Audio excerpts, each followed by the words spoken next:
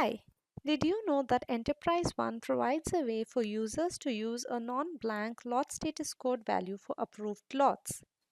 To use a non blank lot status code for approved lots, set up the special handling code value as 1 in the 41L UDC table. Enable NBL OT STS in the E1 system control. Select the codes that indicate an approved lot status and enter 1 as the special handling code value for these codes. In this example, codes A, D, I, L, and blank represent approved lot statuses. Let's set the processing options for the lot status mass update report.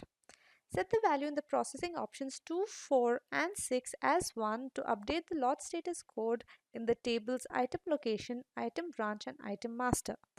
Enter valid lot status codes in the processing options 3, 5, and 7. These statuses will be updated in the item location, item branch, and item master tables. The PDF output looks like this when you run the report with the data you selected from the item location table. Let's set the processing options for the lot master status mass update report to update the lot status in the lot master table. The PDF output looks like this when you run the report with the data you selected from the lot master table.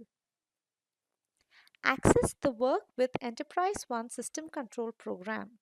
You must enable the non-blank approved lot status data item. You will notice that the item 270875 with lot serial number 1NK001 and lot status code A has an approved lot status in the Work with Item Availability program. You will notice that the item 270875 with lot serial number 1NK001 and location blank has a non-blank lot status. It does not display an error message in the sales order entry form. To learn more about approved non-blank lot statuses, visit the inventory management page on learnjde.com.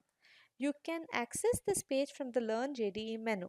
You can view the guide and OBEs for more information on this feature. For more information, visit us online at learnjde.com. Thanks for watching.